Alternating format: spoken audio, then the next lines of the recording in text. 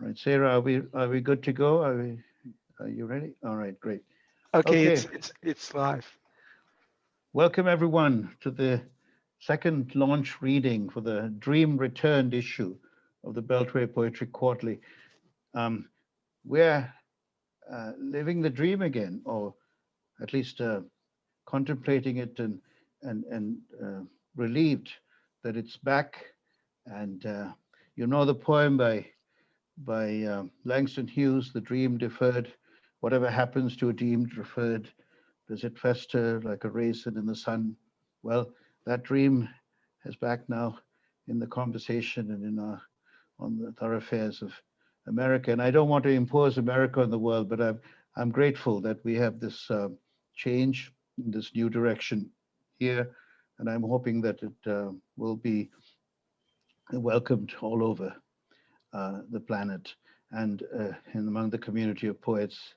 We're building a big community here. We have, of course, poets from all over the world connecting and reading today, uh, from as far away as Australia, far away from here in the United States and India and so on. I'm going to begin.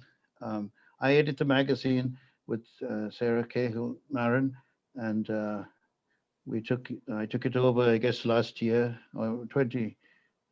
I forget now. Everything before the pandemic seems to have been kind of ancient history or before time, or but it was before It the was 2019 pandemic. Sorry, was it 2019? for you. Yeah, I 2019 came that in I've been. 2020. Yeah, and Sarah joined in 2020. Uh, One evening we had dinner together and concocted this new direction for the magazine. So now it's a Beltway magazine, but looking out to the world and embracing the world and welcoming work from all over. Um, I'm going to begin actually with a poem in memoriam. I just wrote this poem and I wanted to share it because the person who inspired it, my godmother, just passed away yesterday, and she was much loved and is much loved. And without her, I wonder who I would have been or would have become. So let me just read this poem and then hand the microphone over um, to Sarah and to all of you. Florence is the title. Florence. I remember banana leaves, trees full of them in a back garden in Negumbo. I remember shuttlecocks and badminton. Arun and I would play with Shemi and Nimi. I remember Joe Mama, my gentle godfather, who by divine luck and hand married my most gentle godmother, who has left us today, bereft, sad to the root of the soul, but unbowed, knowing that Savandri Mami has joined her husband again beyond the pearls, gates, and politics of this brief space. It's poetry as well, which she composed with an ear for meter and rhyme, about grandchildren, the gardens she grew, a fine mind, able, limber until the last moment. My regret interrupting her sleep in our particular final exchange. A few words, rest well, good night. How to say good night. I remember banana leaves wrapping samba rice, brinjals, pole sambal, Coriopolis, Pittsburgh, 1979. My second Christmas away from home in Hawaii, too far to return there from college, so I took the bus instead to feast on lampreys my godmother made, far from Ceylon, but with the taste right, and to learn in passing about such American matters as stealers and children of coal mines. Although not far away stood the nuclear plant that melted that year, causing planetary fear of extinction, but we survived, and we will survive this ending, which Savandri would not want us to feel, hoping instead for the good Lord's return. America today turning the corner, stepping ahead, and you leaving us after giving one more vote for the generous and kind, for caregivers of children in the neighborhood's children, for careful plucking of dead leaves so the flower will bloom. It blooms in my heart in these words. So aptly named you were at birth, your first Florence, for blossom, flower, flourish.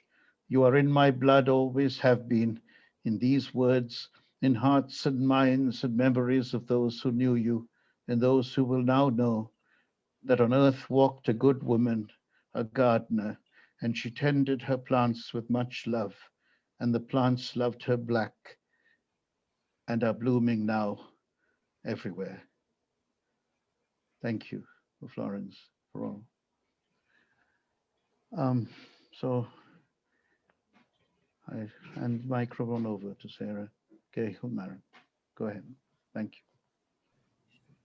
Thanks, Indran. It was wonderful to hear you read that out loud. We will survive this ending and all endings. I'm gonna read kind of a elegy of sorts, I guess. This is from a new book of mine that's coming out in September 2021 from Mad Hat Press called Call Me Spess. And the selection I'm going to read has to do with, it's related to opioid deaths. And so I just wanted to note that in December 17th of 2020, the CDC reported that over 81,000 drug overdose deaths occurred in the United States in a 12-month period. And that was the highest number of deaths ever recorded in a 12-month period. So this poem is called 1810 East Somerset Street. Via a 57-minute train ride, iOS 12.4 heard. Good morning, honey. So yeah, babe, listen, this week something crazy happened to me. Something crazy never before happened, babe. Let me tell you, honey, I'm sober still. It's been 37 days today. I'm still doing good. I come here, stay every day. I stay blessed, babe. I stay blessed, but let me tell you, babe, sometimes lately, I don't know, babe, this thing in my head have me gone crazy, babe. You know, I gone crazy for the bag. The only thing keeping me from copping down Kensington and Somerset I'm sitting here running my mouth to y'all. And you know what I mean, babe, you knows it. Yes, babe, you know. Yes, you do. But lately, babe, I don't know, babe, that thing in my head got me going straight crazy.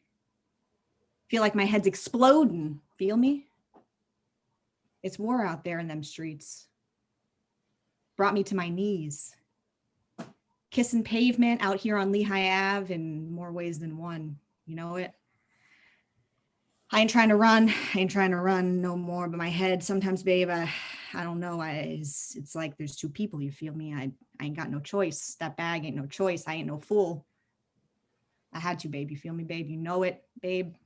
What I mean, I never gave my last dollar for the John for a rock set of food for my baby because I wanted to. Connecting, Wi-Fi address 7312 BF2372 IF. Dear user, significant location stored, system processing these spaces, places, my tracking of your geolocations, heard her say. Voices, babe, heard her say, feel me, search, feel, save, feel me. The result is an empathy, an understanding, or suffering, to feel, yeah.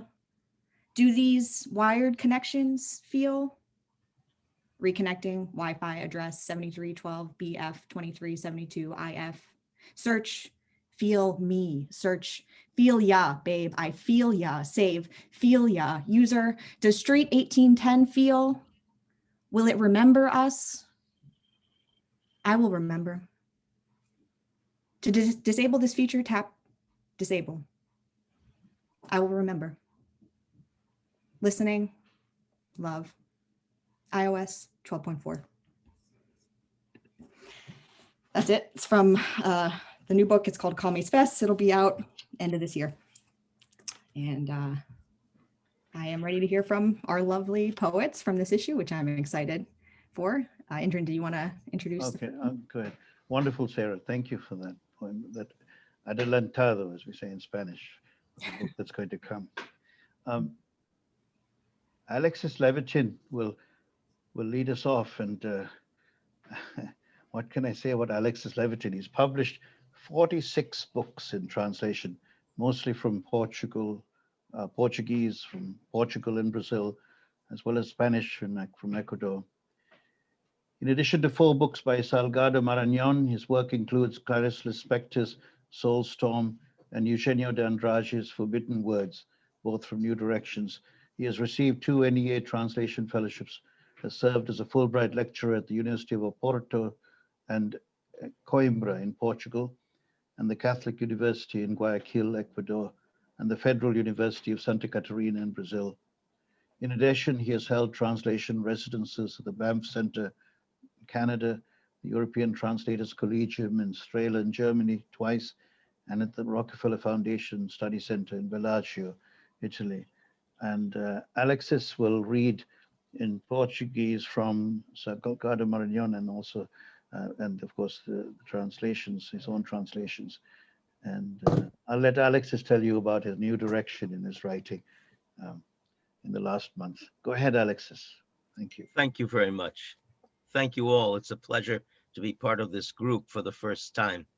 I'm going to, well, I don't want to talk about my own writing. It only began on March 25th, and it began because of the total isolation into which I have put myself because of coronavirus, and frankly, because I'm assuming I will die. Just the normal negative prognostications that one always carries within. In any case, assuming that I'm in the valley of the shadow of death, I had to do something, and I started to write. And I've written 51 stories, and it's absolutely extraordinary to me because it's as if I didn't write them. It's as if they wrote themselves. That doesn't, I don't know if they're good or if they're bad, but I've been blessed. So anyway, I'm not going to read any of that, but since Indran mentioned it, I thought I would fill you in. I'm going to read a poem from this book, Blood of the Sun, Salgado Marañón. Salgado Marañón is the leading Afro-Brazilian cultural figure of our times. He's published 14 books in Brazil. He's won all the poetry awards. And he's also worked with over 50 pop musicians and bossa nova musicians. And once, many years ago, he wrote a song which was picked up by a telenovela in Brazil. And even though he is, like most poets, generally indigent, that telenovela success gave him so much money briefly that he was able to buy his mother a house. So this poem I'm going to read by him first is called Mother. It's actually called Mater.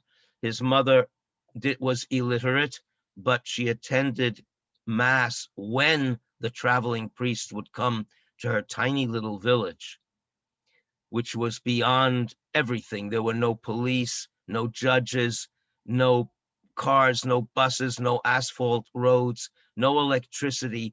There was absolutely nothing. But when a priest would come once every 6 months, she would attend mass. And in those days, it was in Latin.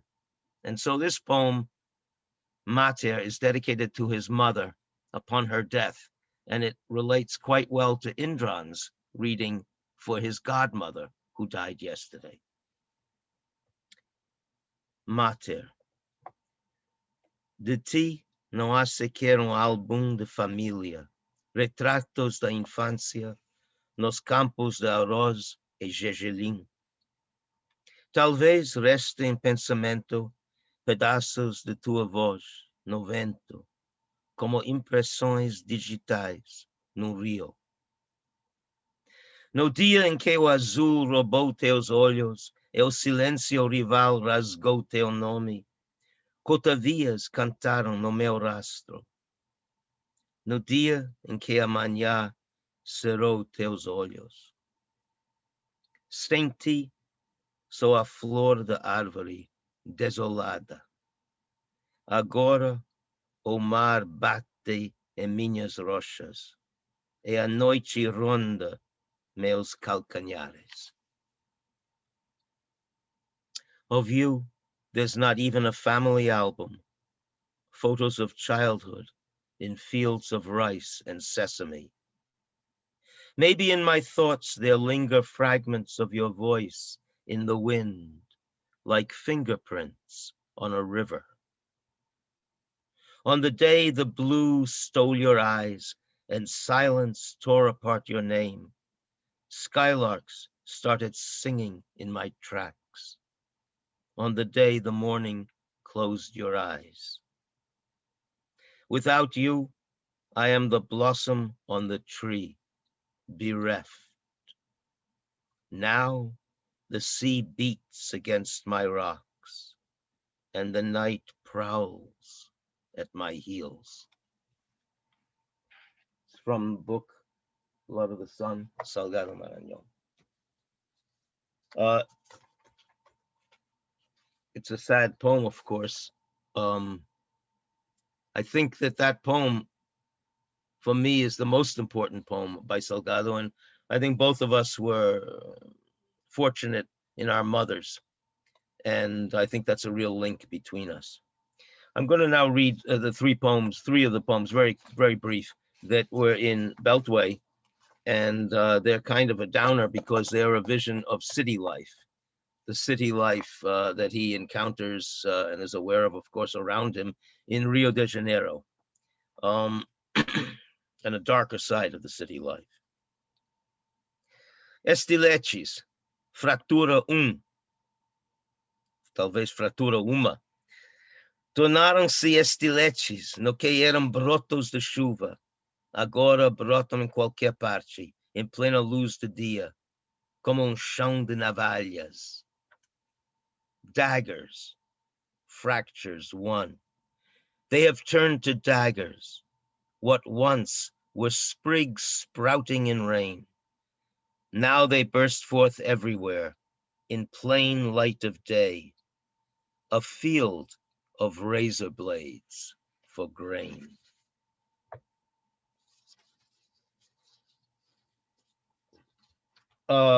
This next poem is called Vulto I'll read it first in English. Alone with vampires and the dawn, I still hold on to these flowers of stone. The night is ravenous, but the house stays fresh for the hummingbirds. Breaking across corners and the breadth of the hours, I am little more than a shade amongst the beasts. The city is a yelping in my bones, the city that sells me piece by piece, to me, myself, with my recurring stubborn flights. Time that ransoms me is deaf. There is no throbbing in my flesh. What throbs is my desire, learning to dream.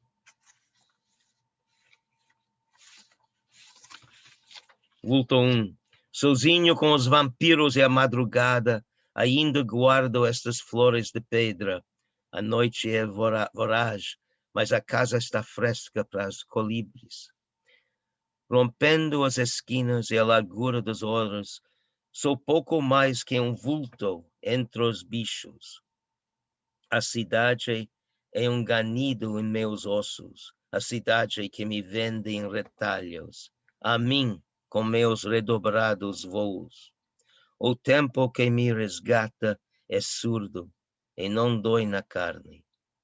O que dói é a vontade, aprendendo a sonhar.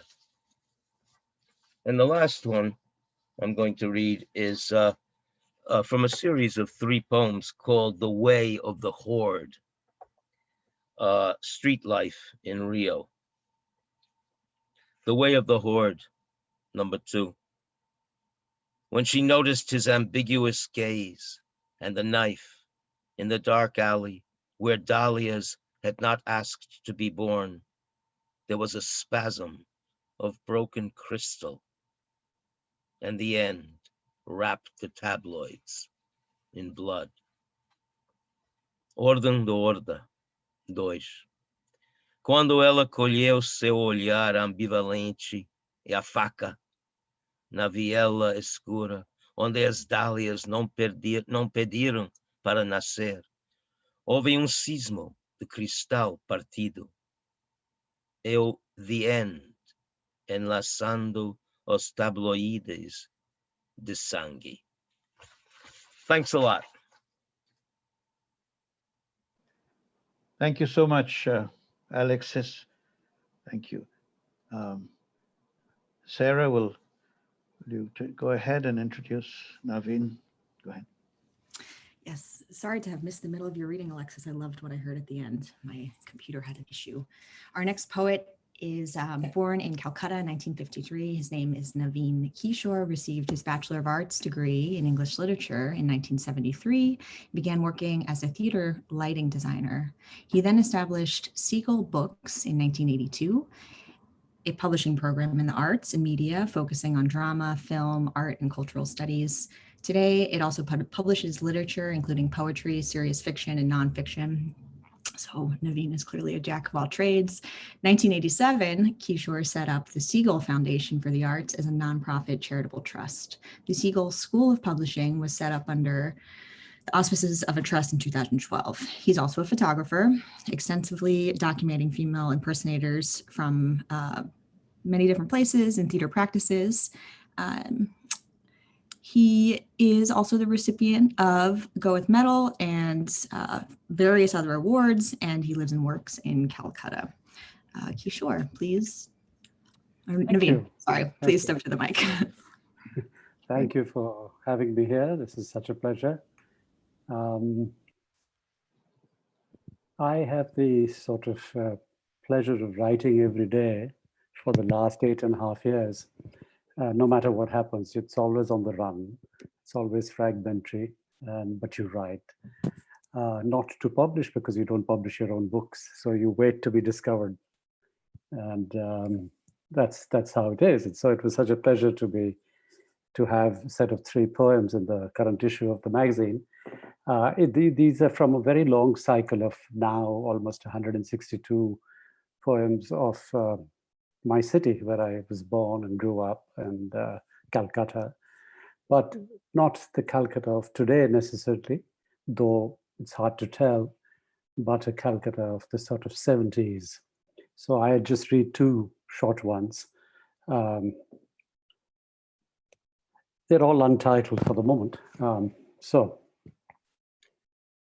grief unraveled, the threads in spate rush to fill the breach, tearing into half my cloak of mourning. I linger hesitating, far too long. The raven night, disguised as a cold wind, let loose by a bunch of drunken louts. Their gutter vomit singing, smashing empty beer bottles, barefoot shadows, sliding over loose stones.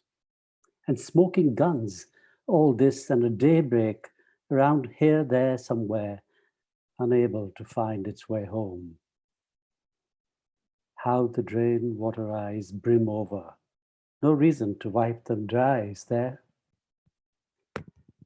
The second is also a city poem, but it's kind of dedicated to an old friend, John Ashbery. So it's the only one in the 150 odd that's titled. It says for John Ashbery.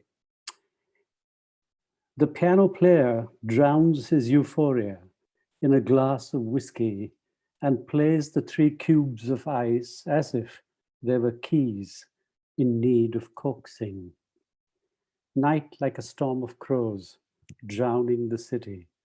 Unable to escape, we take off our shoes and walk naked feet, being careful not to step on our shadows. Those that do get away stumble upon their own graves. The world as we know it slips into dementia, proving narrative passé. Thank you.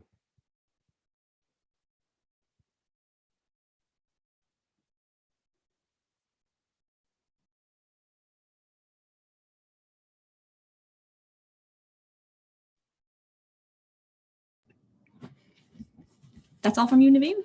Yep, that's it. Just two. That's I mean, I could carry on endlessly, but I don't do that. I was smiling at my friend John Ashbery. I was like, oh gosh, if only I could say my friend John Ashbery. I liked the ice cubes very much in that poem. So our next reader is Anne, and Anne, I was just looking at your last. I don't want to butcher your last name. Henochowitz, is that correct? And you need to unmute. I'm so sorry. Yes, Henochowitz. It's a town. Yeah. Okay. So Anne Henochowitz is our next reader. Anne is the translations coordinator at China Digital Times and translations editor at the Los Angeles Review of Books China channel. She's translated poets Meng Lang and Yu Jua.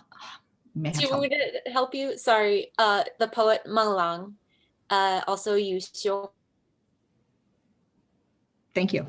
And long essays by... And I've also translated essays by Tang Danhong. Perfect, thank you. Tang Danhong. Her work has also recently appeared in Cha, an Asian literary journal, and Manawa, a Pacific Journal of International Writing. Feel free to add anything else additional about yourself you'd like to before you read. Yeah, thanks, Sarah. Actually, I just want to have a disclaimer. My internet is very choppy, so forgive me if I cut out. Today, I just wanted to read one of the 3 poems that appear in this issue. I translated 3 poems by Xinqiao, who I was very lucky to have met in 2017 and chat with at a picnic outside of Princeton, New Jersey. And he sent me thousands of poems that he's written over the years. I really hope to get to more of them someday.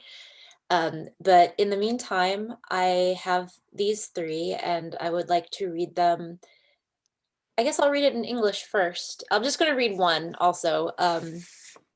So it's going to be very short time-wise, but thanks again to Indran for encouraging me to submit for the magazine, and on to Sarah and Indran for going through many little copy edits that I kept throwing your way. So this poem is called A Tree, and it was written in June of 2013 in this place in Beijing called the 798 Arts District, which used to be an old eyeglass factory and is now where many artists have their studios. A tree. For years, I've been waiting here. I've been waiting right under a cloud, right under this tree. I'm waiting for that tree on the hill to run to me, to tell me something. I'm waiting for that dead tree carrying the whole world's secrets to say, you can only live better after you've died. I'm afraid I can't wait until I die. 一棵树。许多年了，我一直在这里等着，一直在这里等。就在一朵浮云下，就在这一棵树下，我在等山那边的那一棵树向我跑来，向我说点什么。我在等那一棵死去的树，带着整个世界的秘密说，只有死去之后才能活得更好。我怕我等不到我死去的那一天了。Thank you.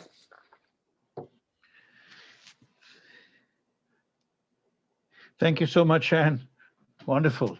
That's the first time we've hosted in Beltway the Mandarin, right? That from which you've translated, and we're just delighted to include it, and we're excited that in our next issue we'll be having some Japanese translated into English as well. So we are really expanding our language families in Beltway and looking forward to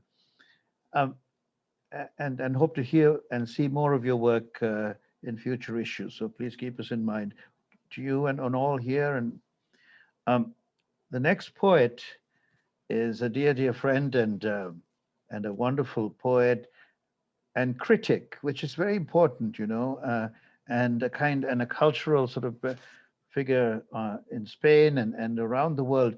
His name is Chema Paz Gago. Chema is short for Jose Maria. Chema Paz Gago.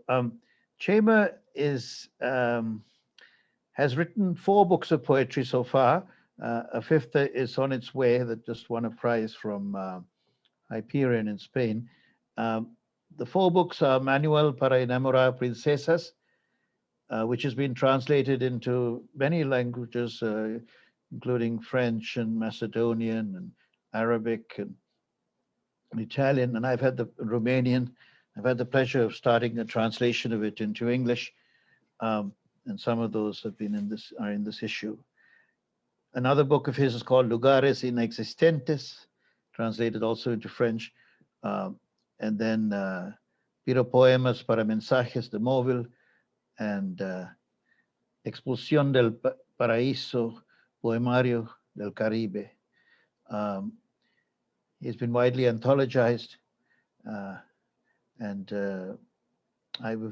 without further ado, he's also now the president of Poetas Sin Fronteras. Let me invite Chema Paz Gago. Go ahead, Chema. Adelante. You need to unmute. Sí. Okay. Entonces voy a leer un primer poema en francés, yo, y tú, Indran, lo vas a traducir, a leer en inglés. Sí. Ok. Je vais lire d'abord un premier poème en français et après un autre en espagnol. Celui qui est en français, Indran le lira en anglais. À 5 heures du matin, on a décidé de faire l'amour, la guerre et la lessive. Il te faisait bien le vent, et ces gens de libérer mes veines que tant de fluides bouchés, mais tu ne voulais pas regarder derrière pour ne pas voir les autres tombant exténués à nos pieds. On ne se parlait pas pour ne pas distraire notre attention aux multiples activités programmées pour le reste de la soirée.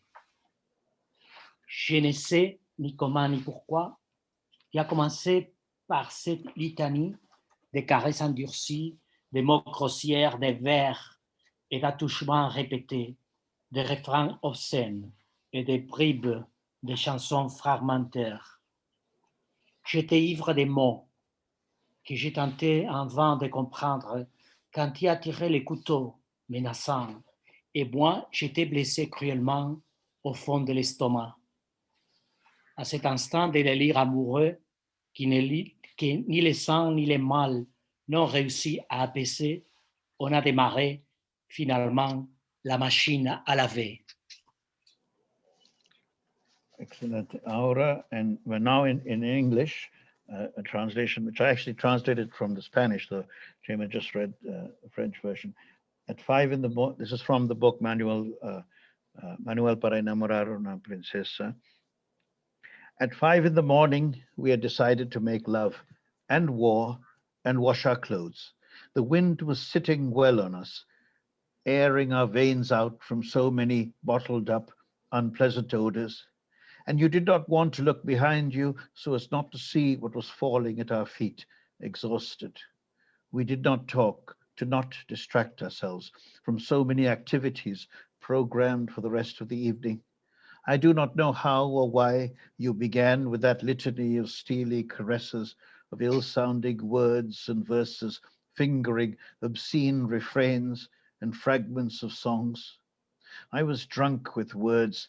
I tried to understand uselessly when you took out the threatening knife and hurt me cruelly in the deepest part of my stomach. In that instant of loving delirium that did not result in staunching neither the blood nor the pain, we flipped the switch at last of the washing machine. Thank you very much. Okay, go ahead. Gracias. Alors, le deuxième poème de mon last book, un poema, voy a leerlo en español El título es Golfo de México. Gulf of Mexico. Las costas de la Florida reverberan al proclamar a los cuatro vientos la felicidad de los mares. La luz solar acaricia los cuerpos esbeltos de bañistas musculados. Con fervor placentero, lame la piel esmaltada de jóvenes sirenas, tumbadas plácidamente sobre un colchón de música y arena. Conforme al tópico turístico, sus playas paradisíacas ofrecen la felicidad en cápsulas de tiempo y el relax de los cuerpos, desconectados por un instante. Los peces y los pájaros, los surfistas y las iguanas descansan despreocupados sobre acuáticas hamacas en un breve sueño eterno, excitante y reparador. Pero las maquinarias bélicas llegan inexorablemente para despertarnos por sorpresa de ese sueño placentero. Fue un despertar doloroso, como resurgir de una pesadilla en la antesala de un quirófano con sabor a cloroformo y un dolor punzante que se introduce en las fosas nasales y atraviesa las arterias hasta lo más profundo de los pulmones. Ahora es la marea negra la que nos lame hasta la náusea con su lengua viscosa de podredumbre y asco. Las profundidades marinas supuran un deseo tóxico que nos penetra con dolor y con sensaciones asfixiantes. Aquel dolor profundo como un cuchillo arañando las pieles esmaltadas de sangre, de bronce y de crudo. El chapapote se pegotea a las alas y a los zancos de todas las aves del paraíso reunidas en asamblea funeral. Su soberbio plumaje, tristemente enfangado, es de una belleza fantasmagórica. Los pozos y los motores no dejan de escupir con perseverante tenacidad sus efluvios más dañinos y aquel dolor de pájaros heridos. Hidrocarburos salidos de las entrañas de la tierra, de todas las densidades imaginables, manchaban la piel resbaladiza y las escamas resplandecientes de infinitos peces multicolores, verdes, rojos, amatistas, amarillos o azules o grana, irisados, de colorido charol deslumbrante, luchando hasta la extenuación por una supervivencia imposible, sin fuerzas, sin vida y sin esperanza. Thank you very much. Thank you. Muchas gracias, Chema. Thank you very much. Go ahead, Sarah. Yeah, all yours. Next, I'm going to invite Margo Berdeshevsky, and please correct me if I'm getting your last name a little bit wrong. Berdeshevsky. Berdeshevsky, thank you. Margo was born in New York City, woman after my own heart, often lives and writes in Paris. What a life. And her latest collection is called Before the Drought. It's from Glasslear Press. And I see her holding it up there in her box. Yeah. Yes. In an early version, it was the finalist for the National Poetry Series. A new poetry collection titled It Is Still Beautiful to Hear the Heartbeat is forthcoming from Salmon Poetry. I don't have a date on that in the bio, but maybe you can. Not yet. It'll be in early 22. Coming up. Hybrid book, Neil Said the Night Waits at the Gate. Margo is an author as well of Between Soul and Stone and But a Passage in Wilderness, which is from Sheep Meadow Press. Her book of illustrated stories, Beautiful Soon Enough, received the first Ronald Sukanek Innovative Fiction Award for Fiction Collective 2 from University of Alabama Press. Other honors include, and there are many here, Robert H. Winter Award from the Poetry Society of America, and her works appear in a very long list of journals, but I'm going to link instead her website where you can go and read more from, and invite Margo to read for us. Margo? Greetings. Thank you, Indran. Thank you, Sarah. I'm very grateful to be part of this reading tonight. And I'll read 2 poems.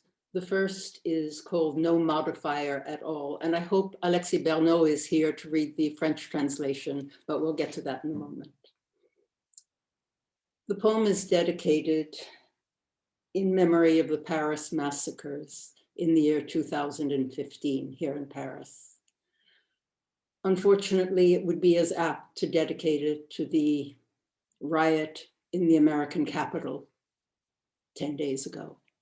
It would also be appropriate to dedicate it to London, to Berlin, to Parkland, too many places to mention. No modifier at all. None. No one is not connected to someone else in the city who was hurt that night or dead. It is the no degrees of separation or escape or times we've been born to. Everyone knows someone who knew someone, at least one, in a city of millions. Open terraces under street lamps and a fingernail of moon. Tables of friends, a concert by the eagles of death metal and autumn and blood and no breath and the young. The rifles and a will to end something. Paris for lovers. I open my door to a man I've been calling all this week to fix my door. Hamid, thin as a pencil, flaming as a showgirl. A face from the projects, a face from the once upon colonies. My lock no longer works. These are days when one thinks of closing doors. He stands in my hall, eyes like tunnels and sewers that bend under the city. Last Saturday, there was a carnival bulging in those tunnels. People vowed to dance and to wear costumes and to live unless they die. I wore silk, rented gowns and feathers and masks. You had to be invited. Steps underneath our city. I wore red. Who are you? Someone whispered in the dark. I don't know, is anyone's reply. I'm so sorry I have not answered you earlier in the week, Madame. My sister, the baby one, she was one of in the cafe. She came to the birthday for her lover. Her name was Jamila. I had photographed candles and flowers left for the murdered in front of that cafe. The day after, I remember that name, Jamila, I tell him. His eyes are sewers, tunnels. He cries. I cry. Destiny, he mumbles so softly, I'm not sure I have heard. He pulls his satchel of tools into my hall to repair my door. There is a noise somewhere that is too loud. We are strangers. He has come to fix my door, holding one another until it is over. No modifier at all. In memory of the Paris massacres.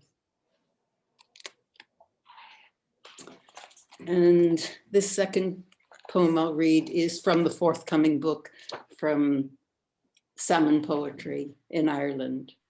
And the book is called It Is Still Beautiful to Hear the Heartbeat. The poem is called From the Winter of. One of these is true. All the animals were making love. It was the day for it. All the other animals, but a wolf who hid listening to the slide trombone of his own breath, who lay in the dim room, quiet, but for the simmer of breaths, of lovers outside. It was their day. There was no lock on the room, only a belief that he was meant to lie in the silence, breathe in the dim, not meant to question, no howling, no questions. He slept, warmed by the high fever of his belief. Once upon a time, there were bodies strewn and none to gather them. It was a massacre. That's why we remember the day. Death had shot and gotten away with it. That's what the survivors said, warmed by the high fever of their belief. It was one single arrow of passion, and Eros was good with it, a winner whom it struck, loved, and was loved in return until it hurt the heart. No questions were allowed. The poison of love was a perfect killer. Everyone wanted to taste that poison, warmed by the high fever of their belief. Once upon a time, there was a peaceful body, born who loved everyone and everything on earth and in the air. No one had taught her. She would lie down in silence on a road or a field to stop bullets or souls. She believed in the power of her thought. If warriors came with flags and swords and bombs and God on their side, stop, said her naked body, paused in the path of their attacks. She's on fire, observers saw. And loving her, stop, said the covens of owls, stop, said a murder of crows, stop, said eyes from branches to the east, branches to the west, stop, said the hawk who loved wars, stop, murmured the dove who knew the hawk very well.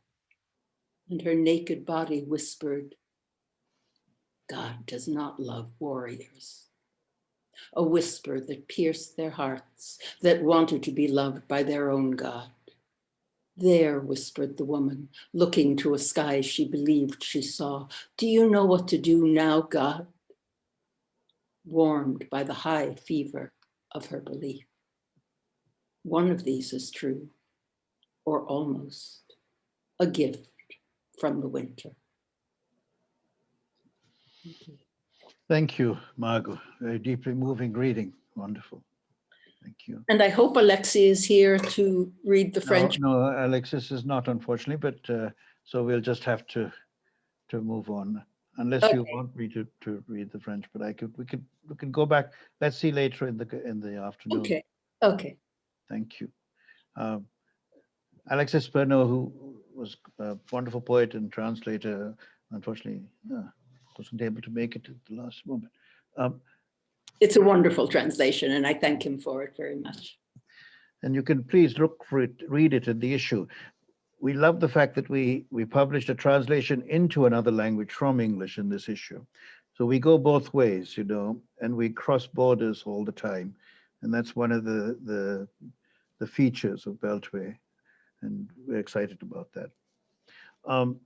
Louise Francia, dear old friend of mine, and I hope I'm a friend of his as equally as dear. We always go back and forth, joking around as friends do.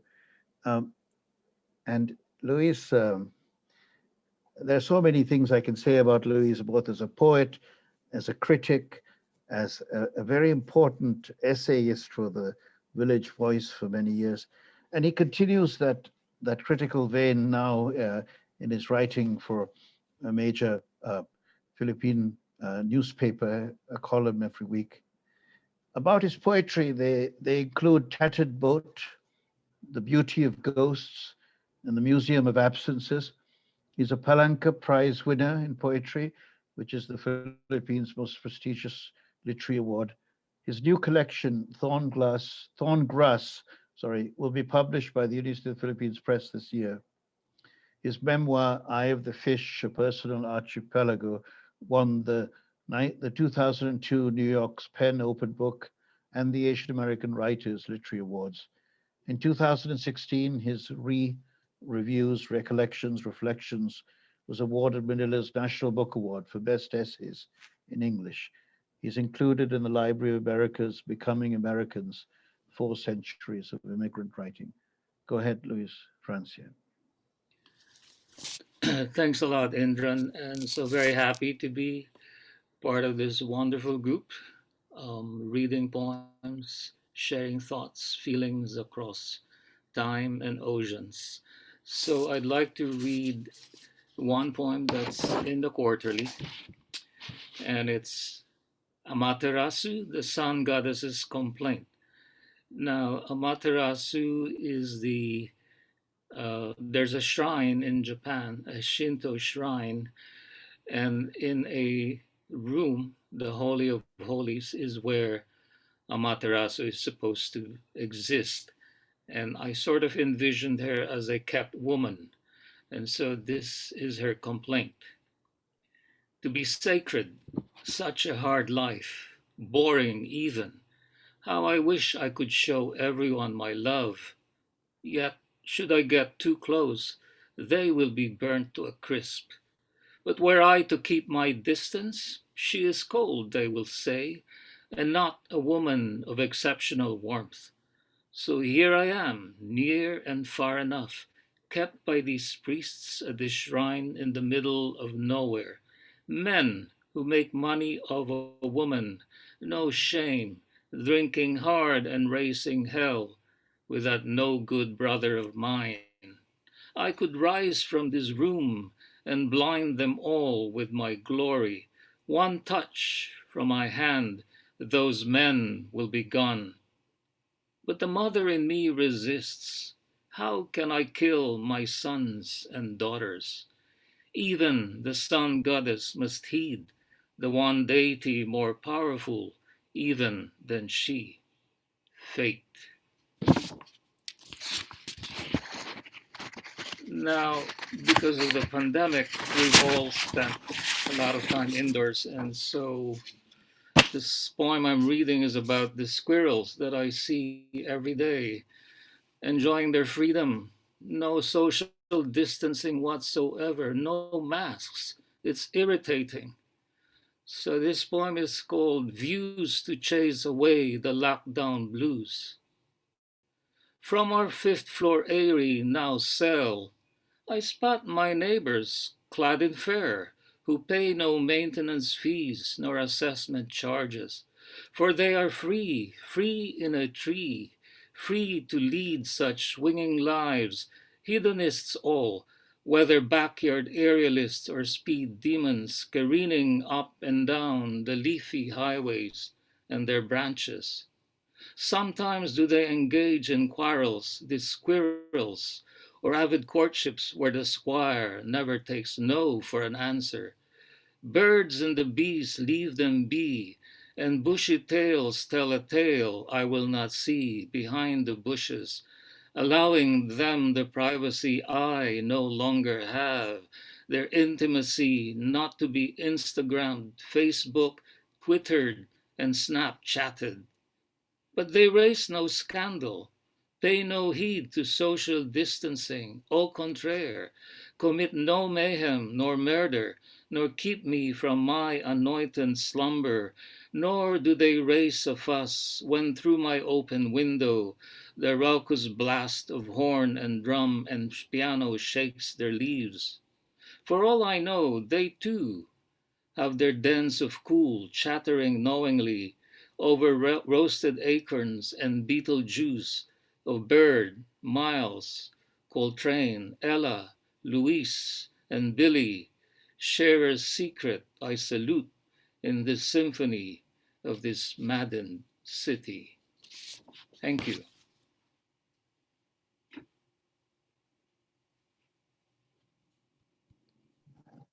Beautiful. Thank you, Luis. Next, I'm going to introduce both Nadine and Christine together. Nadine Ltaif is a French-speaking poet and translator living in Montreal of Lebanese origin. She's published 8 collections of poems with editions Du Nouret, which is publisher. Journeys is a collection of her poems translated into English by Christine Tipper and published in 2020. Christine Tipper is a native English speaker who loves being able to bring beautiful French poetry to an English readership. She's been working with Nadine for many years and states that it's always a joy to translate her work. Nadine. Hello. Thank you. Merci beaucoup, Indran, pour l'invitation. I'm so happy to hear so beautiful poems. And thank you for these moments. I would like to share with you the poem that was published in Beltway, called And Time Said to Me. And Christine, thank you for joining me from London. And I am reading from Montreal. It's very cold today, so all your voice are making us very warm. Et le temps m'a dit, sois la plante les tulipes vues ce matin, les tulipes que tu as été ce matin. Le temps m'a dit, donne-toi, abandonne-toi, comme on s'abandonne à la jouissance d'être autre chose, un autre être humain que soi. Soit à l'écoute, soit à la vue. Le temps m'a dit, n'attends plus, ne m'attends plus. Sois. Et quand tu m'auras trop perdu, rattrape-moi, cours après. Cours-moi après. Essaye de me séduire, de me rattraper. Je suis tout le temps en fuite de toi. Je suis comme un air d'opéra, la Tosca, que tu écoutes à 5 heures de l'après-midi en sirotant un verre de vin rosé. Le temps m'a dit, tu cherches à savoir qui je suis.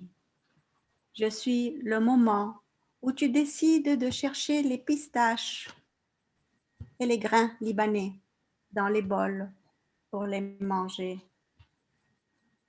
Mais encore, dit-il, à part ce luxe, qu'y a-t-il dans le temps?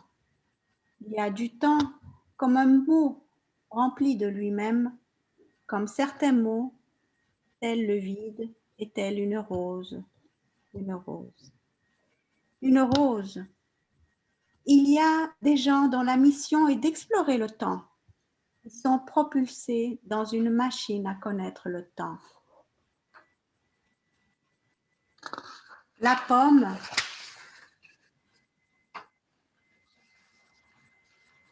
on ne voudrait même plus y goûter, ni l'ouvrir, ni en extraire le jus de pomme. Je ne me connais que comme symphonie, dit Fernando Pessoa.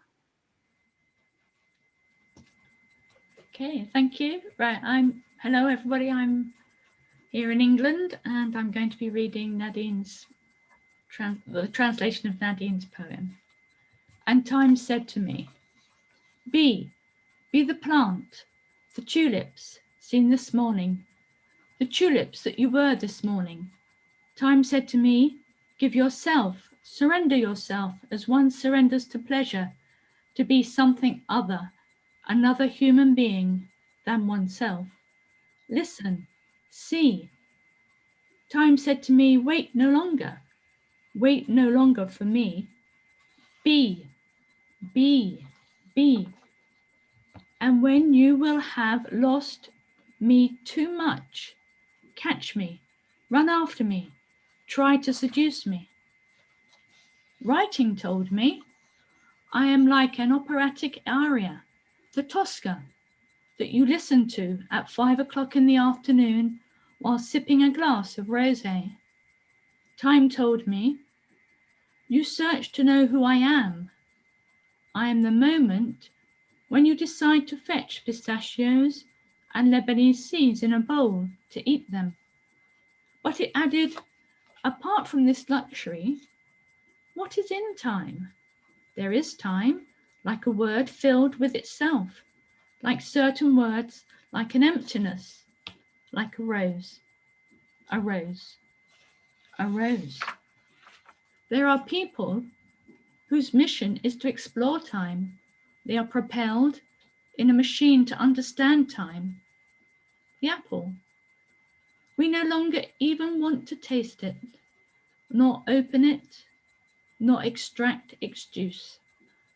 And then the quote from Pessoa, I only know myself as the symphony.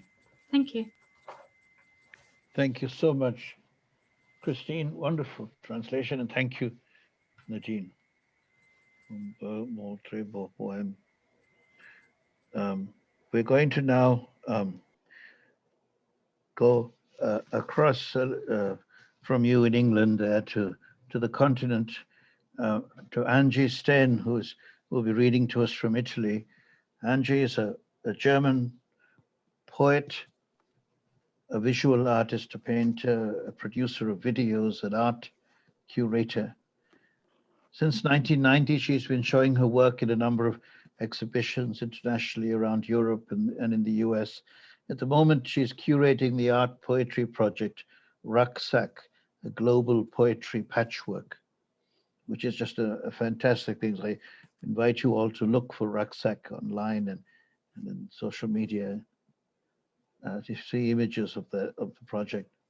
She is part of the international collective Poetry is My Passion, which is operating in Milan and organizes transcultural events to promote language and cultural diversity. She edits the international poetry space Milano Una Città Milingue for the poetry magazine Tum Tum Bum Bum, and is co-editor of the blog and magazine, which I also collaborate on, Los Ablucionistas, www.ablucionistas.com, and the blog Tirandas in Bangladesh. He's a member of the scientific committee of the Piccolo Museo della Poesia in Piacenza in Italy, and their poems have been written and translated into Italian, English, Polish, Macedonian, and Spanish. Welcome, Antje, go ahead. Thank you very much, Indran, for the invitation and for your introduction. And thank you to everybody being here. It's nice to see you all. I would like to read you a poem I wrote in November after seeing on Netflix the film The Social Dilemma. I don't know if somebody of you saw it. It's a kind of documentary of the founders of Facebook, YouTube, and WhatsApp, and all the system that stands behind the social medias that we use day by day. Earthworms. No algorithmic machine controls those who work in the underground, slowly, steadily, inside the earth, undervalued, with passages made of continuous excrements and boredom cancelled out by dopamine shots. Our brain, a kind of Olympus, infinite divinities in search of identity. Vulnerability developed over millions of years, simply a predictive model. What you like, how much you like it, and what you will like, the earthworm already knows. So now I want to read it in Italian so you get to hear some Italian. Lombrichi. Nessuna macchina algoritmica controlla chi lavora nel sottosuolo. Lentamente, con costanza, dentro la terra, poco considerato, con passaggi fatti di continue deiezioni e la noia annullata a colpi di dopamina. Il cervello è una specie di Olimpo con infinite divinità in cerca di identità. La vulnerability, sviluppata in milioni di anni, un modello predittivo. Cosa ti piace, quanto ti piace e cosa ti piacerà? Lombrico lo sa già. And the second poem I would like to share with you is I wrote for the Holocaust Memorial Day that was 4 days ago. I'm German, and of course, although I'm of a different generation, all Germans are carrying a very, very heavy debt of the history. So this Holocaust was the greatest break of civilization in history, and it was planned and industrially operated. Murder of 6 million of Jewish, Roma, Sinti, and opponents of the regime, gays. Everything was registered. The number of the gold teeth cracked from the mouth and the victims, the weight of the hair. This makes a difference from this genocide to the other ones that are happening all the time, all over the world. So I will read this first in English and then in German. Key terms: Vergangenheitsbewältigung, Aufarbeitung. Working through the past, or elaboration of history? And the aesthetic discourse? Does a poem stand up to barbaric acts? Human language, a comforting bedspread, or a toothache that goes into the roots? Whithersoever we travel, it's the same setback, upgrading yourself by downgrading the others, a pattern implanted like a microchip under the skin. There is no after as long as the painful memory remains our present. So now you will hear some German. Schlüsselbegriff, Vergangenheitsbewältigung oder Aufarbeitung und der ästhetische Diskurs. Hält ein Gedicht der Barbarei stand? Menschliche Sprache, eine tröstende Überdecke oder ein Zahnschmerz, der bis in die Wurzeln geht? Wo immerhin wir uns begeben, dasselbe Pattern, eingepflanzt wie ein Mikrochip unter die Haut, Selbstaufwertung durch Abwertung anderer, kein Danach, solange die Erinnerung das Heute einschließt. Thank you.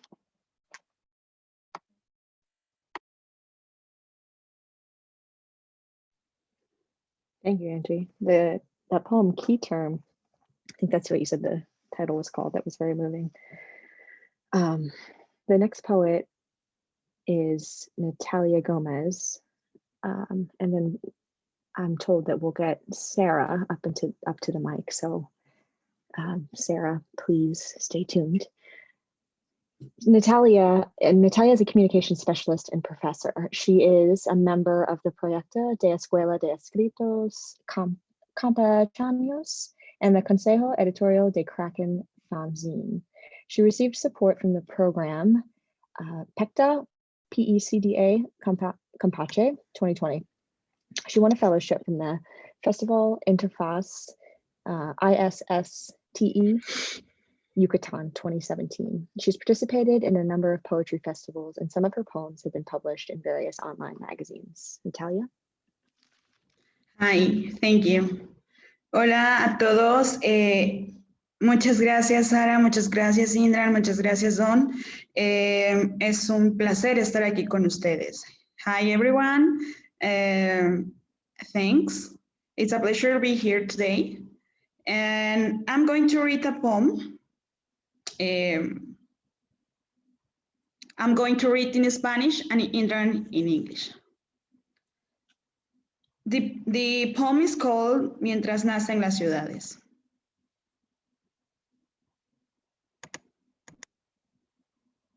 Led Zeppelin está de fondo. Fumas. Nos colocamos uno frente al otro como unos edificios sin país.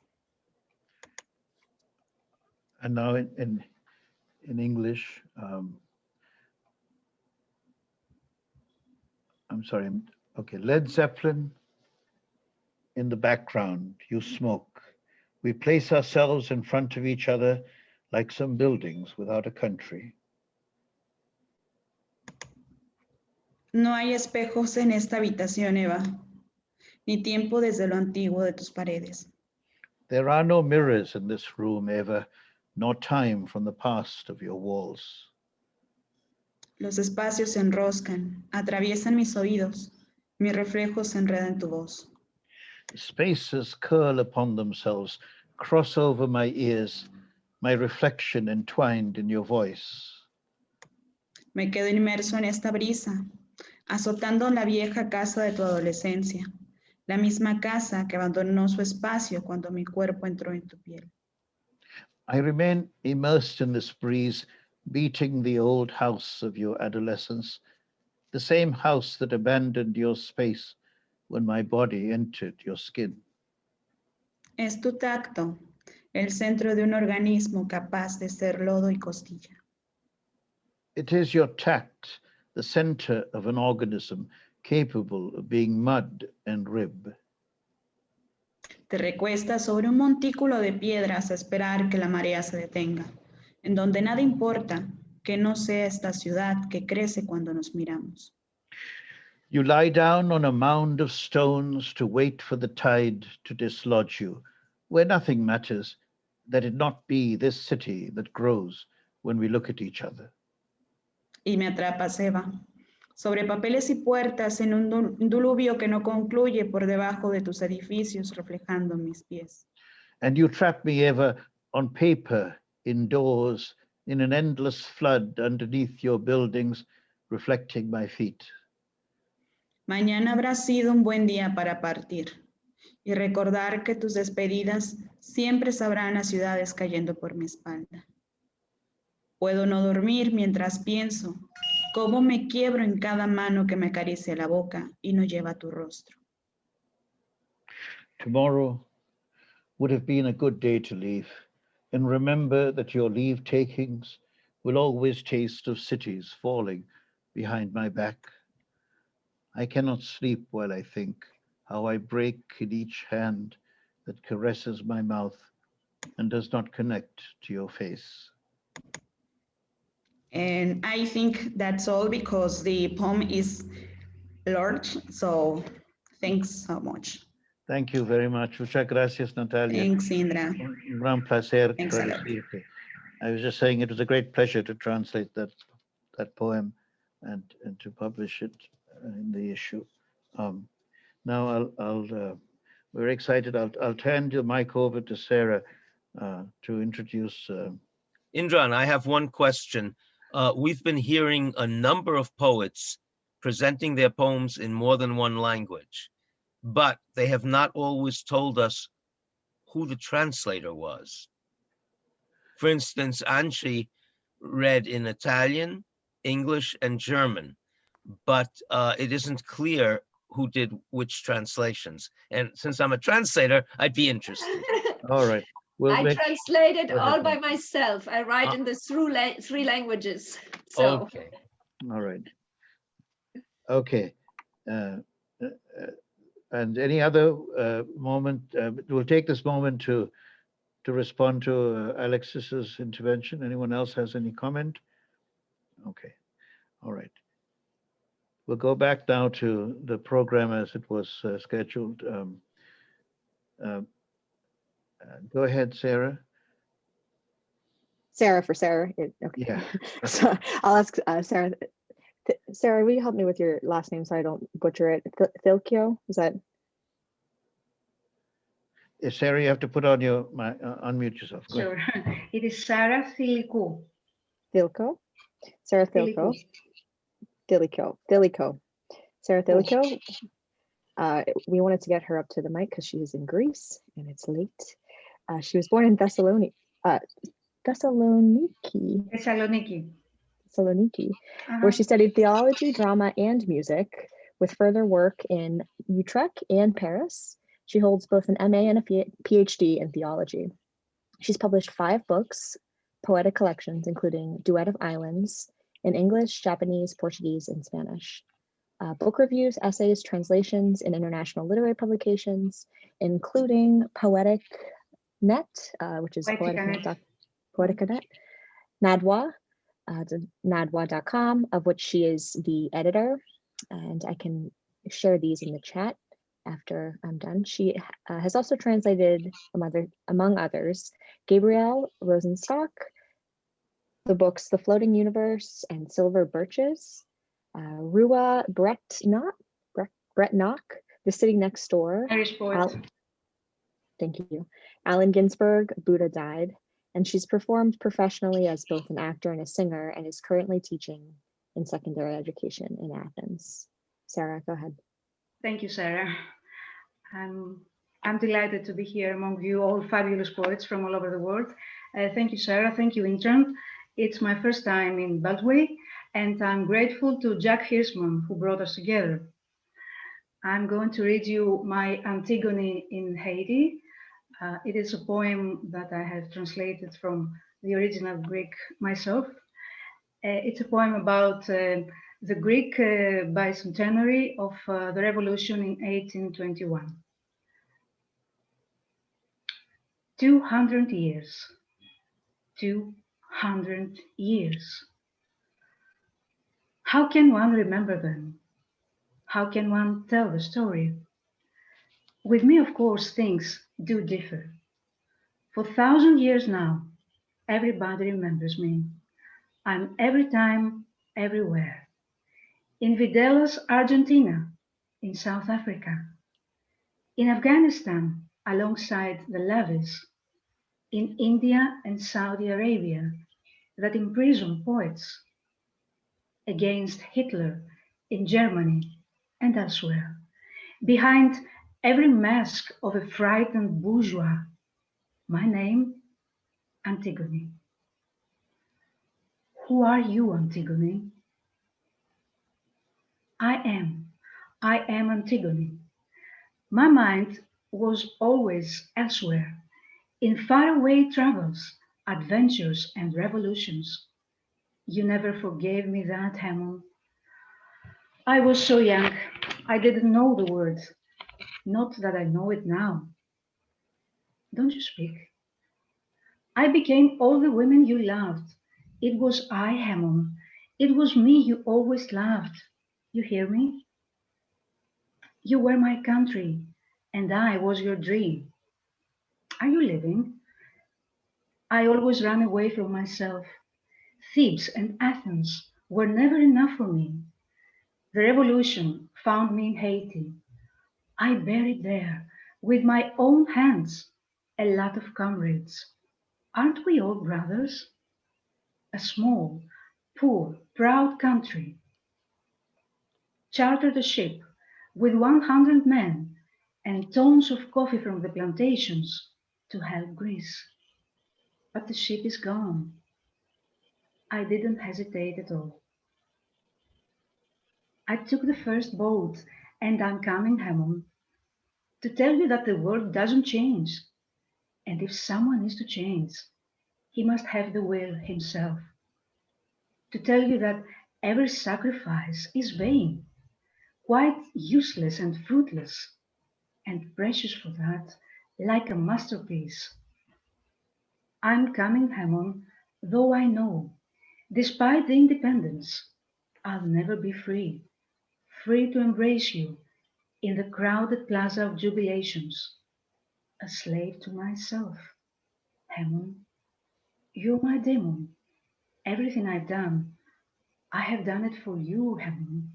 I'm coming, my love. Thank you.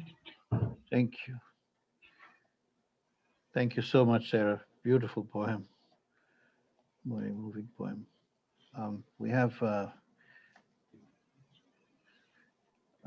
you know, as we approach our last few poets, we are really, you know, the emotion gets that much heavier.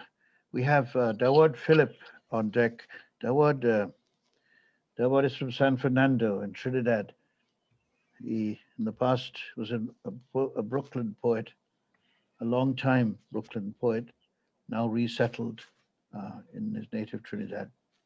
City Twilight from Anaphora is his latest book of poems, and it's available at abebooks.com. He's a master of the carnival, of a designer.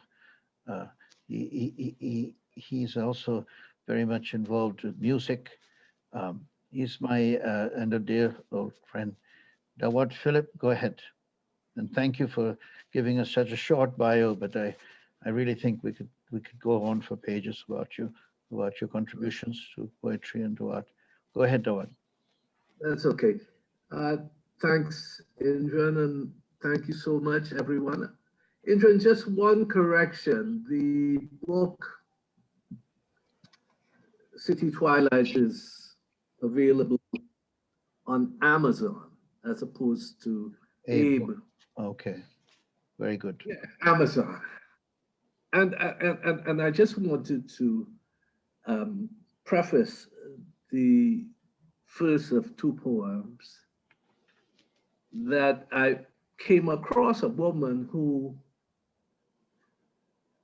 I discovered worked in a factory that I knew as a child. And just the thought that this lady was still alive, you know, because we were children and all of this was happening. And the boy that I mentioned in the poem, and what we had most in common, apart from just silly boyhood, was that we talked movies constantly. So with that in mind, the milliner's hats, and it's for Merle Beckles and for Bun. And I just want to say that Antje, in her reading, Antje, I hope I'm saying it right, in her reading, went to that place, and it's funny, and this poem is a new poem that I'm reading, but it kind of excavates some of the sentiments that she has just put forward. So the milliner's hats.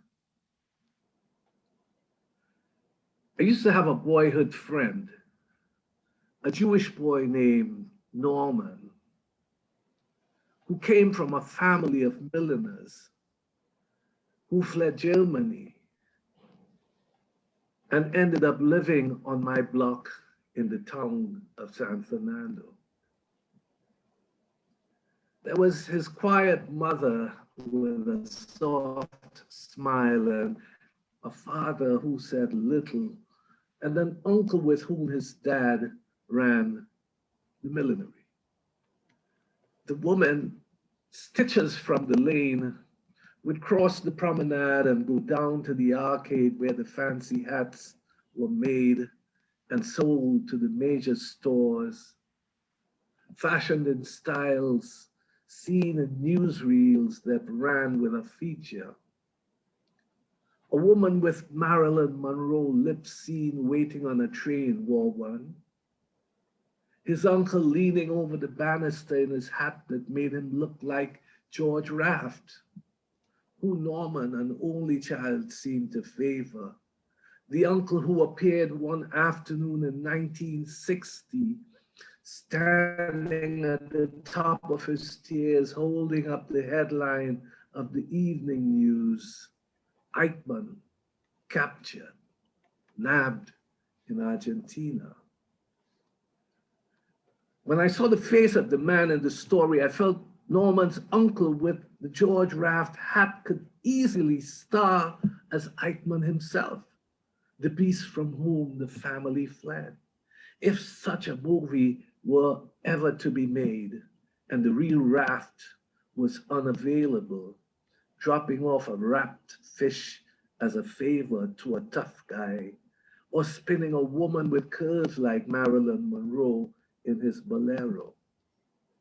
My friend was allowed no other friend but me to wear the feather of fealty in our games, the depth of the well in his uncle's eyes, the tabloid over his head, a slab of stone. Thank you. And final poem, The Hunt.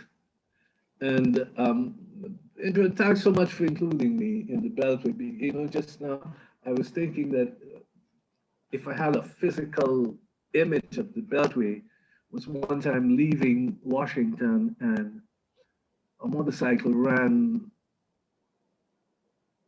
wild and tried to cross the median, and what ended up was a head in a helmet rolling across the highway. So that I hope that doesn't happen to with my poems today, that I end up dislodged from my head. The Hunt, from Spooner Flanders. Up in the balata tree, a troop of monkeys in the face of trespass and camouflage raise their voices in outrage. As the hunters approach, A black-haired manikou runs the night track, and another stands ground, staring straight at the hunter's gun. The female with her swollen pouch, cornered, pleads for her unborn. No sooner she falls, is gutted, her innards fed to the dogs, testicles from a jack stuffed in the cavity of the gill and sold at market as mail. On the other side of the pond, a sounder of wild hog ponder this fate as sap weeps from a chop deep in the balata tree. Snow, the white razorback with blue eyes, her tail bitten off in a fight with a rabid manikou, follows the smell of blood and death down a trail, her howl filling the night. She stands guard over at the hole where she has eaten a litter of 10. Thank you so much. Thank you so much, Dawad. Thank you. Sarah, would you like to introduce the, or I can? Oh yeah, I can. I just was letting I think the blood in the teeth of that last poem sink into me a little bit more. Thank you, Dawad. I enjoyed that. Louisa Schnaithmann is the next poet, Louisa, excuse me, that we'll invite to read. Louisa, excuse me, zooming in here, my document. Louisa is a poet living in Philadelphia. Her work has appeared in E-Verse Radio, Rogue Agent, and Voicemail Poems, among others, and is forthcoming in Gargoyle. She is the consulting editor for One Art, a journal of poetry. Louisa. Hi, everyone. Thank you to Indran and Sarah for inviting me to this reading, and for Indran for accepting my poems in Beltway. I'm really honored. I'm going to be reading 2 poems today. One is from the issue and one is from a forthcoming chapbook collection. So the first poem I'll read is called $80,000, and it's a poem about the wedding industrial complex. $80,000. Plates rimmed with gold, wide moons for our food. 2 white napkins folded in fleurs de lis. A lush centerpiece of flowers, an effusive fountain. The champagne gown with winding floral lace, too modest. Bridesmaids like inverted teacups, shimmering, heels with touches of glitter. All this for a single day, and me sitting at my table, afraid to touch the silverware. And then the second poem is from a forthcoming chapbook collection entitled Plague Love, which will be coming out this year from Moonstone Arts. It's a local press in Philadelphia. And these poems are about me falling in love during the coronavirus pandemic, which apparently is not uncommon, but I thought it was uncommon. So I wrote a whole book of poems about it in April 2020. And this is one of them. This is called, This is a Rebel Poem. Let's imagine then a world without plague. We kiss in color outside, the burning sun making our bodies sweat. We would rather be there. The known world now is miasmic. Every breath is a mistake, a tolling bell of warning. An escape is impossible. No dream to wake from, we try sleep instead, only to find it lacking. All my dreams are nightmares these days. I'd lie close to you if I could. I'd make love endlessly, each touch a bright revolt, the only coup I support. Thank you. Thank you. Thank you so much, Louisa. We're going to go now to all the way over to Australia, where we will hear from our next poet, and then actually our last poet of the afternoon, after which Amit Majmudar is not here, I think. So I will read one of his poems at the end. But let's go to the poet of honor, Dominique Hecque. She grew up in the French-speaking part of Belgium and now lives in Melbourne, in Australia. She writes across genres and disciplines, and sometimes across tongues. Her works include a novel, 3 collections of stories, and 10 volumes of poems. Her latest books are Cosmos, Tracks, and Speculate, the last with Eugene Bacon. Among the many honors she has received are the Melbourne Fringe Festival Award for Outstanding Writing and Spoken Word Performance, the Wurrila Prize for Fiction, the Martha Richardson Medal for Poetry, the New England Poetry Prize, and the inaugural A Elitra Prize for Literary Translation. She received the 2018 International Best Poets Prize administered by the International Poetry Translation and Research Center in conjunction with the International Academy of Arts and Letters. And I used to live I lived in Belgium once, Dominique, so I think I may have visited those landscapes from which you come. Dominique Hecque, bienvenue. Thank you, Indran. Can you hear me? I'm not too sure. So I'm going to read the poems that were published in Beltway, and thank you very much for accepting them. They come from a book called Tracks, which fictionalizes my journey to Australia. So I'll be reading from Arrivals and then a little poem from Leavings. Andrew picks me up in his ute. He's late. I can't bring myself to call him Andy. He's a professor. My ears strain to attune to new words. Andrew keeps saying eggs jelly, talks about an eminent Gus Vonner from Cine Uni. I look through the window. We shoot through a makeshift landscape, wayward fields of concrete, rusty skies over rows of identical boxes steering through glare past loud billboards and neon signs. Then, mirabile dictu, Andy does a U-turn, and as we swing around, I figure out then Chuwari means Terrace House and Schooner Rain.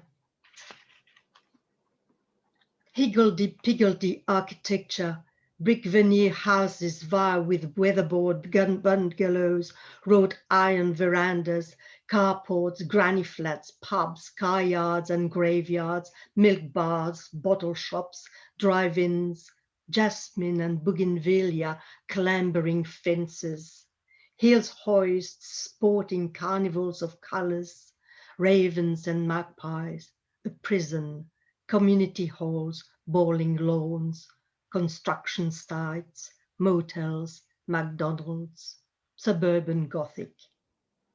Gum trees, the bush at last. Wait, a car park like a runway. The university. No rules here, no blowies, only students. In the arts building, we meet Jeffrey, who smells of beer, Sue, who can hardly believe it, and Chiffon, who tells me to take it easy. I try to take it easy. Left behind, bleak days, a snow-smothered land. Here, spindle trees rise, past and pale as dancers in a tumble of colors I can't name. Here, wind and light lift the sky to breaking point.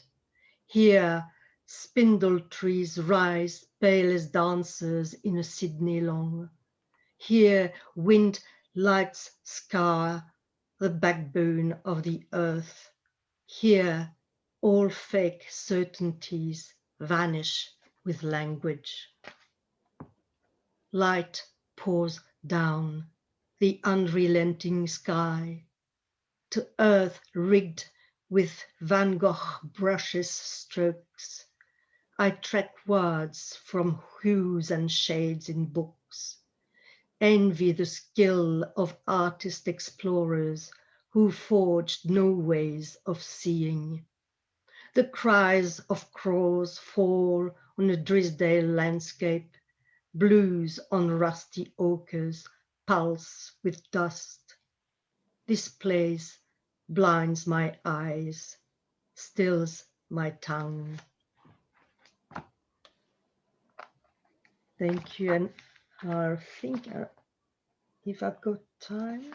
Yes, yes, I'll go ahead. read. You have time.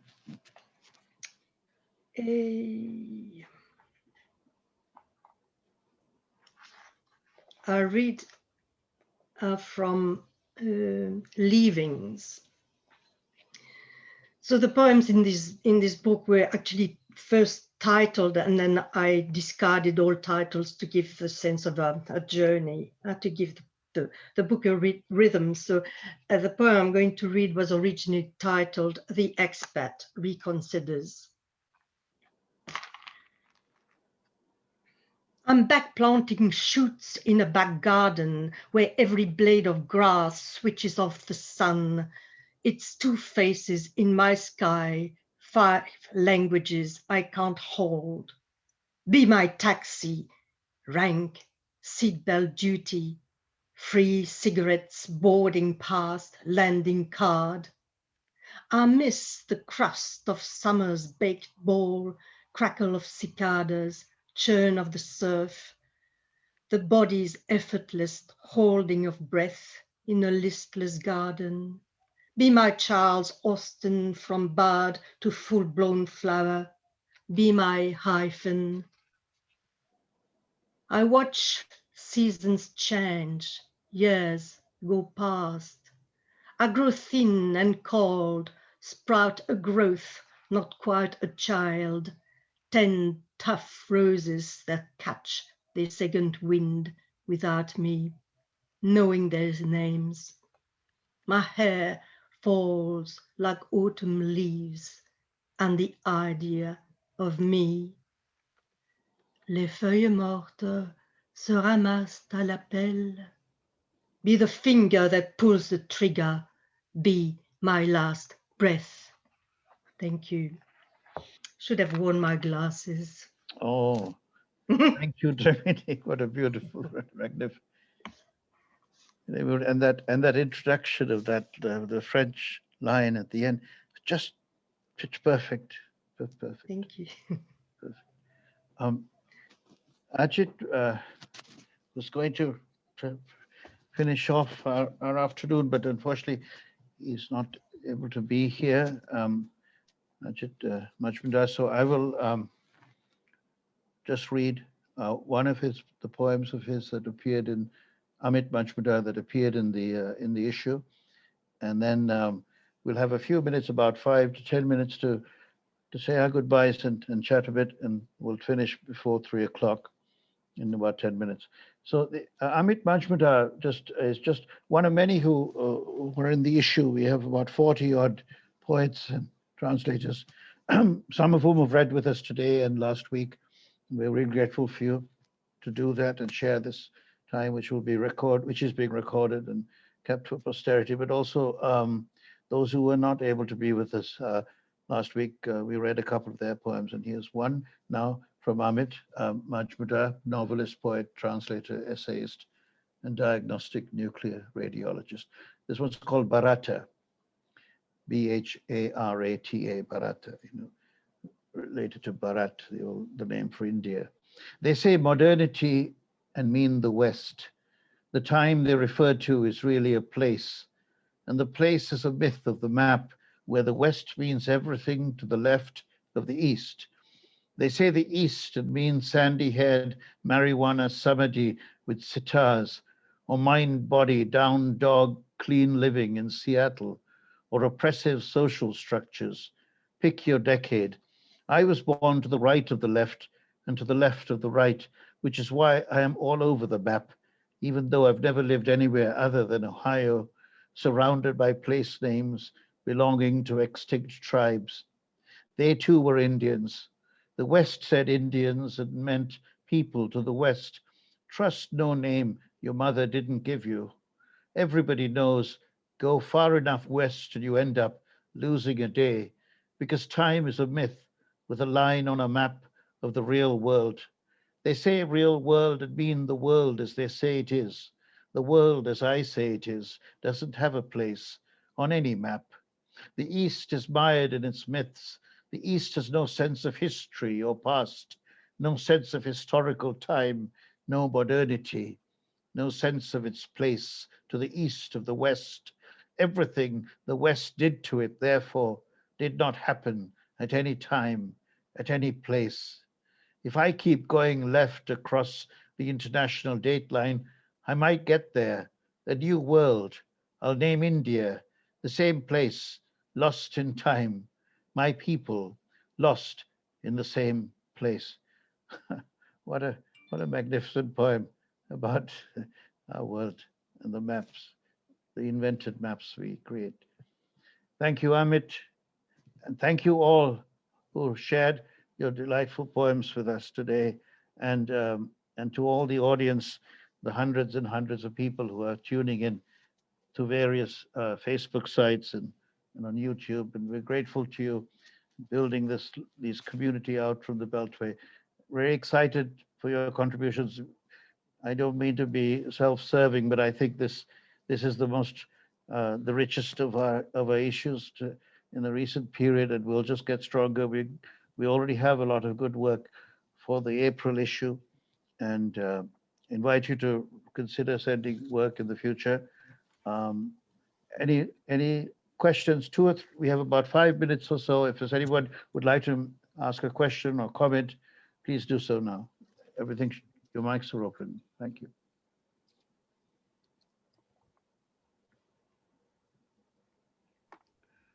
Thank you, Indran.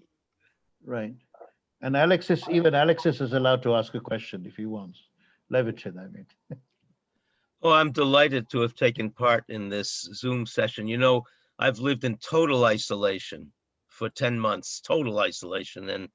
And something like this, here I am connected with people all over the world and people I didn't know till today. So it's heartwarming, it's exciting, it's uplifting, and yeah, it's good to be reminded that one has fellow creatures all over the globe. Thank you. Thank you, Alexis. Muito obrigado. Thanks, Indran, Sarah. Great to be part of this. Wonderful. So appreciated. And I invite you to translate more and send us more translations as well in the future. Any other comments or questions? I know there are some old friends meeting who haven't seen each other for years, I think, today as well. So I'm glad for that. And new friends. I want to thank everybody, but I didn't understand who is the group around you that is working in the Beltway. There's a group, a fixed group, or these are all people from just came together today? These are all contributors to the issue. Okay, so we are really the first time that we meet each other on this platform. Great. Wow. The Beltway itself has had the different editors. So at the moment, we are myself and Sarah, and we'll be having an intern working with us this summer as well. And yeah. Great work. Thank you, Indran and Sara. Thank you.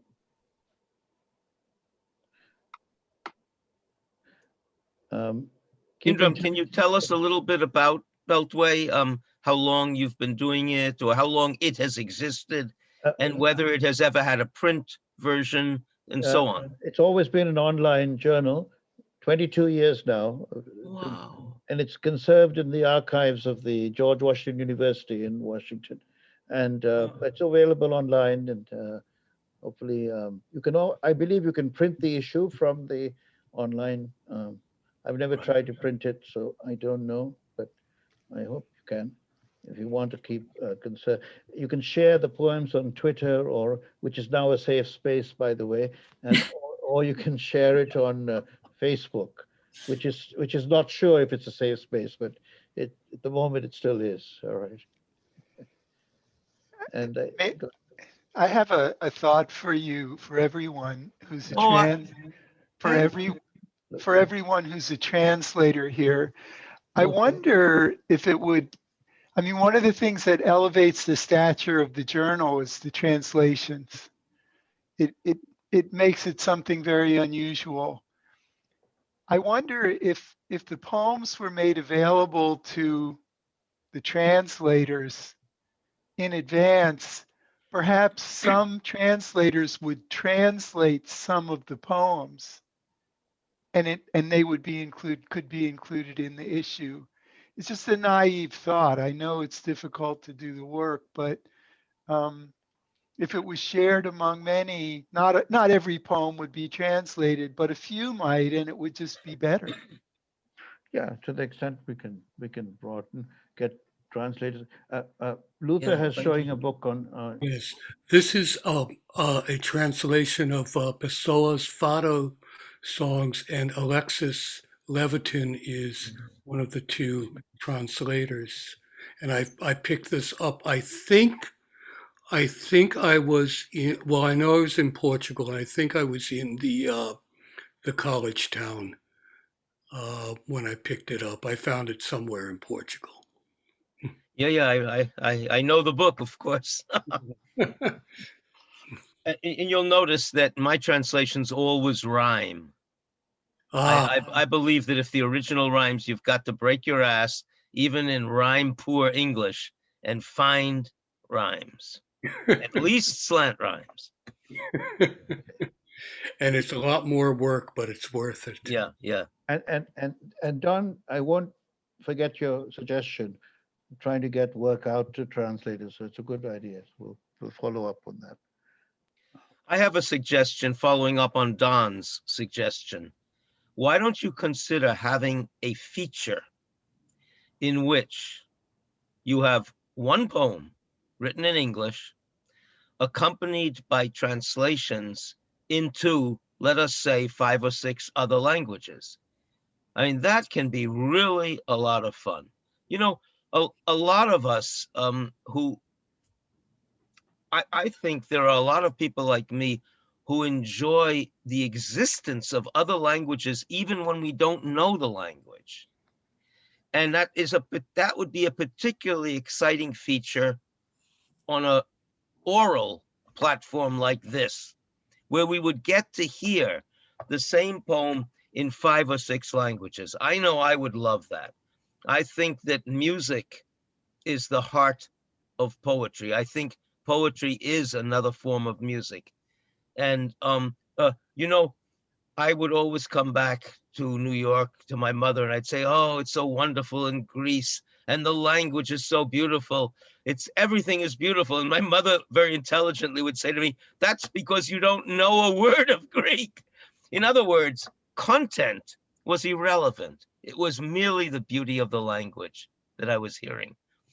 So I think that you should consider doing a feature like that for your next oral platform, yeah, because it's really musically, it's a great delight to hear 5 or 6 different languages. Great idea. I will be there with the German translation. Okay. Ja, und auch Italienisch, nein? Auch Italienisch, ja. Ja, warum nicht?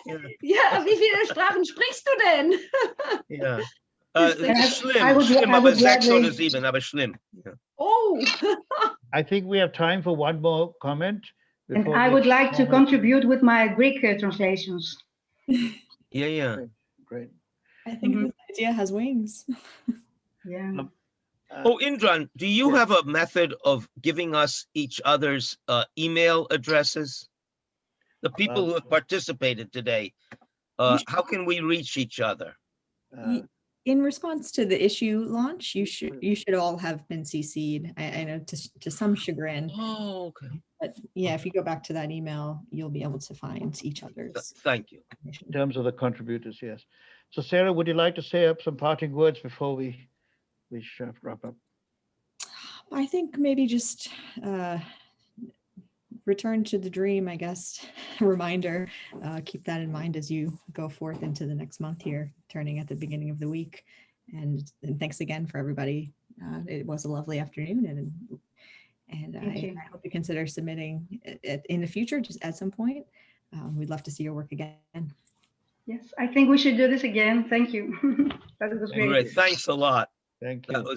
It was a delight. And Thank you to everyone.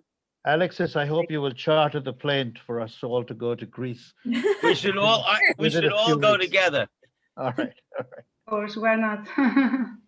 So Don, if you want to do the honors of officially closing the Facebook Live.